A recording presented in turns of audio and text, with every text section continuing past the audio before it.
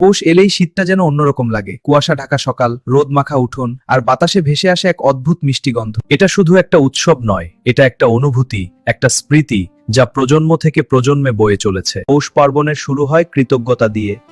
নতুন ধান ভিজিয়ে শুকিয়ে বেটে তৈরি হয় চালের গুঁড়ো। প্রতিটা দানায় লুকিয়ে থাকে পরিশ্রম, আর তারপর সুগুলোতে তো হয় আসল জাদু রান্নাঘরে। খেজুর গুড়, শীতের প্রাণ, ধীরে ধীরে গলে যাওয়া সেই গুড়ের গন্ধে ভরে যায় পুরো বাড়ি।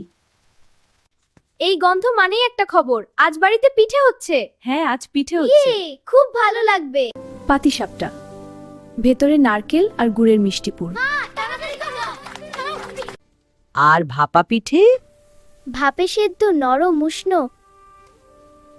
এইভাবেই বেঁচে থাকে ঐতিহ্য। হ্যাঁ দিদা, এক জোড়া হাত শেখায় আর একজোড়া হাত শিখে নে।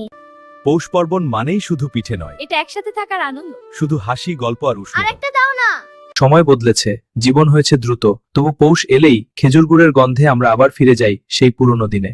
কারণ পৌষ পার্বণ শুধু পিঠেপুলি নয়, এটা উষ্ণতা, এটা ভালোবাসা, এটাই বাড়ি।